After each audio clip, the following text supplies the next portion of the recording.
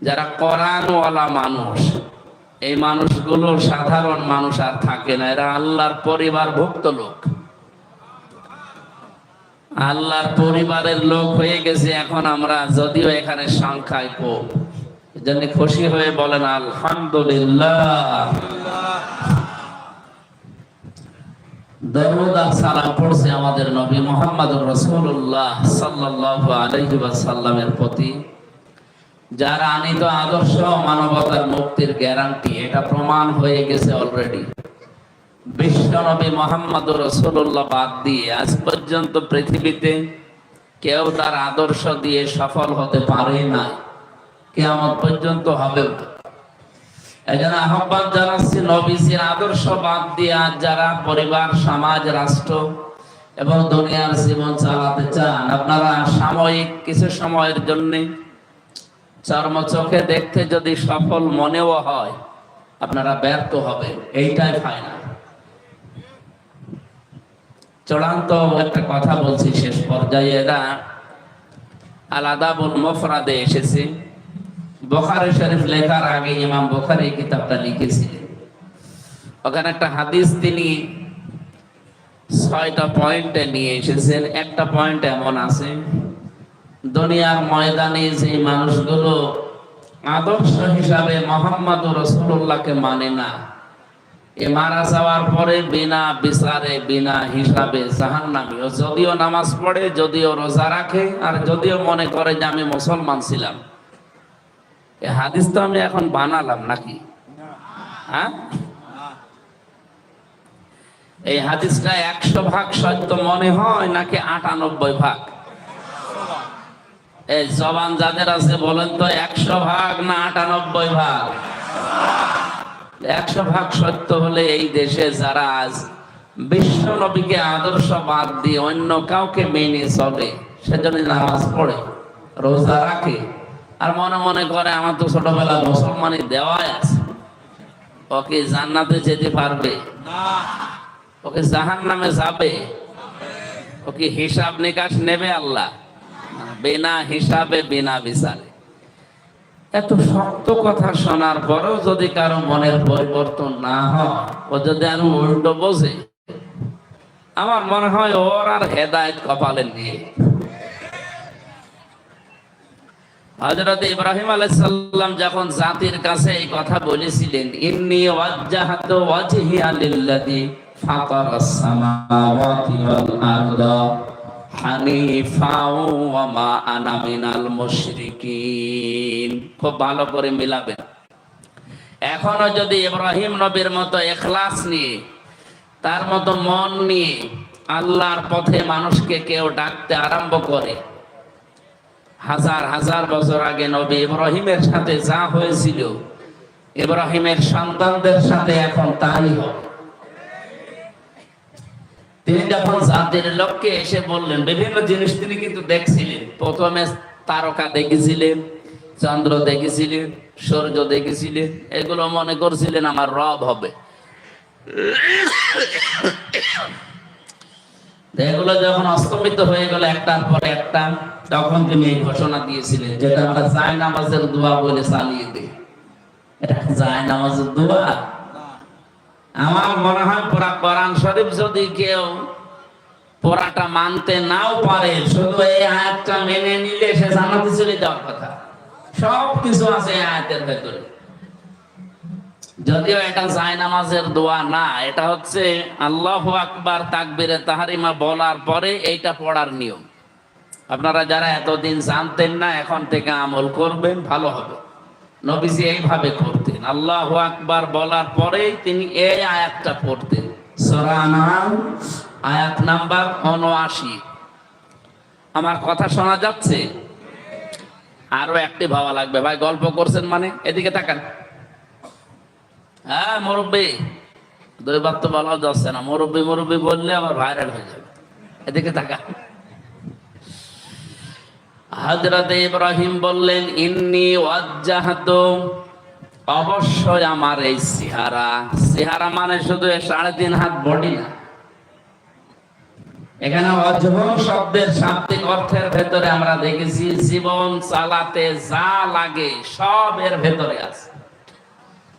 জীবন চালাতে বলেন তো পরিবার লাগে না, সমাজ লাগে না, রাজনীতি করা লাগে না, ব্যবসা করা লাগে না, যা লাগে সব আমি আজকে ঘুরিয়ে দিলাম কার দিকে? লিল্লাযী ফাতারাস সামাওয়াতি ওয়াল আরদা, আসমান আর জমিন যিনি বানিয়েছেন তার দিকে। কথাটা অনেক গভীরের কথা, আর এই কথা যদি মুখ দিয়ে মন থেকে ইখলাসের সাথে আপনি সত্যি বের করতে পারেন, পৃথিবীর অনেক কিছু আপনার থেকে হাত ছাড়া হয়ে যাবে। আপনার পরিবার হয়তো বিরুদ্ধে চলে যেতে পারে, সমাজ, রাষ্ট্র, আপনার আত্মীয় স্বজন, এমনকি নিজের স্ত্রী পর্যন্ত বিরুদ্ধে চলে যেতে পারে যদি এটা মন থেকে কেউ আমল করার নিয়তে পড়ে। আর লোক দেখানোর জন্য পড়লে হবে না।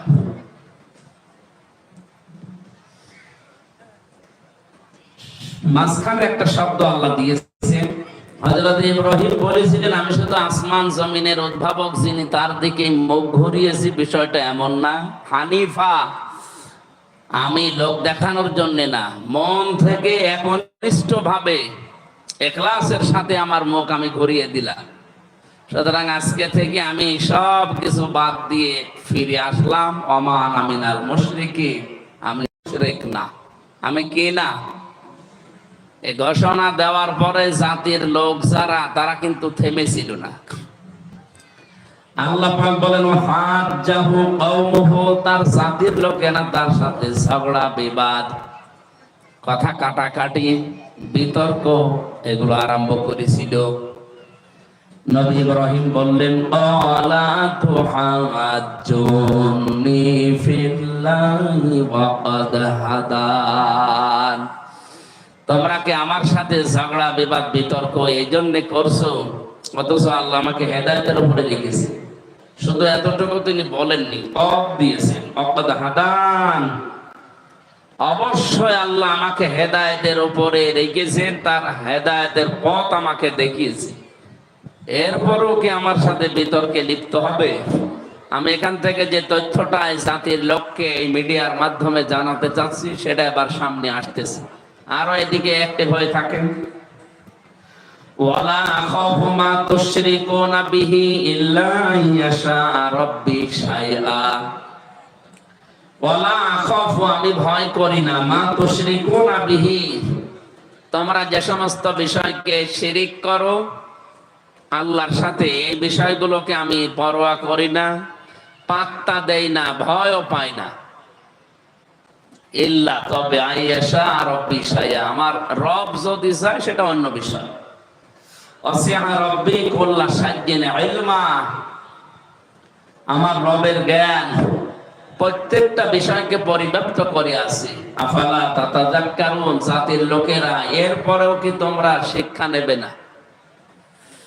আমি এখান থেকে বাংলাদেশকে মিলিয়েছি। গতকালকে এক নেতা বলছিল এদেশে জামাত ইসলামী যারা করে তারা যেন মাথা নিচু করে দল করে।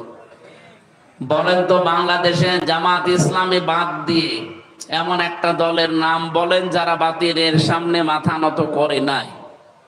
প্রত্যেকেই আমরা দেখি তারা হয় বিক্রি হয়ে গেছে, নাই মাথা নত করেছে। শুধুমাত্র এই দেশে 54 বছরের টিকে আছে জামাত ইসলাম। যারা এই কথা বলে তারা কিন্তু বিভিন্ন কায়দায় আল্লাহর সাথে শিরিক করছে। হযরত ইব্রাহিমের একটা সুন্দর কথা বললেন, কাইফা আখাফু মা আশরাকতুম ওয়া লা তাখাফুনা আন্নাকুম আশরাকতুম বিল্লাহি মা লাম ইউনাজ্জিল বিহি আলাইকুম সুলতানা।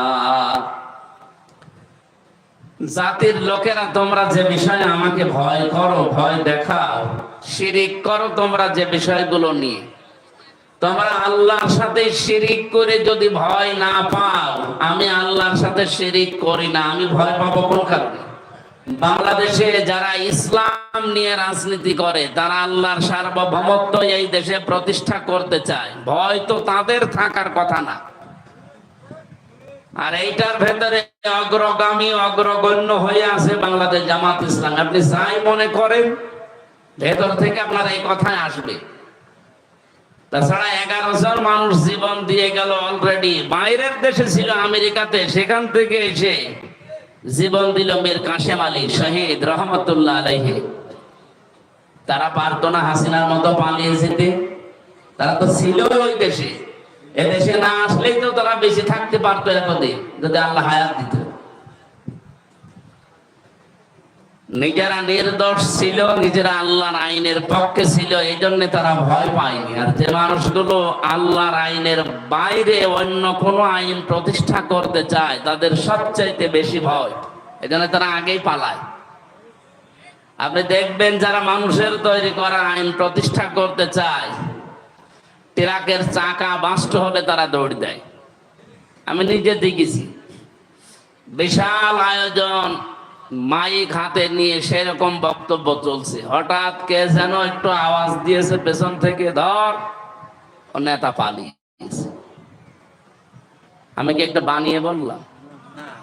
অনেকে মিথ্যা মনে করতে পারে। এ টাঙ্গাইলে বাড়ি একজনের, টুকু মিয়া, আমি নাম পুরাটা নিলাম না। উনি কয়েকদিন আগেও বাঘের মতো হুঙ্কার দিচ্ছিলেন, এদেশে জামাত ইসলামী যারা, তারা রাজনীতি করতে পারবে না। রাজনীতি এদেশে কে করবে না করবে এটা ঠিক করবে বাংলাদেশের জনগণ। আপনি কে? এই 54 বছরে মিথ্যা ধোয়া তুলে যারা বন্ধ করতে পারে না, আপনি একদিনে এসে আগস্টের 5 তারিখের আগে তো কথা কেউ বলতো না। হঠাৎ করে এদেরকে নাড়াচাড়া কারা দিচ্ছে আমরা জানি। আপনি দেখেন আগস্টের 5 তারিখের পর থেকে যতগুলো কথা এদেশে ইসলাম পন্থীদের ব্যাপারে বলা হচ্ছে, বিশেষ করে যারা আল্লাহর আইন চায় তাদের ব্যাপারে, এগুলো একটাও তাদের নিজেদের কথা না, সব দাদাদের শেখানো কথা। তাদের সর্বোচ্চ পর্যায়ে যে লোকটা আছে, সেই লোকটা পর্যন্ত কয়েকদিন আগে দেশের হাজারো ইসলামপন্থী তাওহীদি জনতার মুখে বুকে রক্তক্ষরণ আরম্ভ করে দিয়েছে। তারা এটা বলতে চাচ্ছে এই দেশে যেন চরমপন্থা এবং মৌলবাদীর অভয়ারণ্য না হয়। আমরা এই কথার বিকল্প আরেকটা কথা তৈরি করে অলরেডি বলেছি, এই দেশে যেন পাথর দিয়ে মানুষ মারার চাঁদাবাজদের অভয়ারণ্য না হয়। এই গুণগুলো যাদের ভেতরে আছে, তারা যদি মৌলবাদী নাম দিয়ে গালি দেয়, এই গালিতে তারা নিজেরা দিচ্ছে না, তাদেরকে শেখানো হচ্ছে। এই জন্য আপনারা মানুষের ফাঁদে পা দেবেন না। বিবেক যেটা আছে সেটা কাজে লাগান। বিবেক কাজে না লাগলে কিন্তু আপনি আল্লাহর কাছে মানুষ হিসাবে পরিগণিত থাকবেন না, পশু হয়ে যাবেন। উলাইকা কাল আনআম বাল হুম আদাল। এদের আগে 3টা ইন্দ্রিয় শক্তির কথা আছে। যাদের বিবেক কাজে লাগে না, আল্লাহ তাআলা জানিয়েছেন এগুলো আর মানুষ থাকে না, এগুলো শুধু জানোয়ার না, চতুষ্পাদ জানোয়ারের চাইতেও খারাপ। বলেন নাউজুবিল্লাহ। আমি তো আয়াতগুলো পড়ি, আর মাঝে মাঝে প্রতিদিনে তো কোরআন পড়া লাগে। আয়াতগুলো পড়ি আর মাঝে মাঝে দেশের মানুষের চরিত্রের সাথে মিলিয়ে দেখি, এদেশে বহু মানুষ অলরেডি উপরে সরাত সেরাতে মানুষ আছে, বাস্তবে তারা অলরেডি কুকুর, শ্রীগাল এবং শুকুরের চাইতেও খারাপ হয়ে গেছে।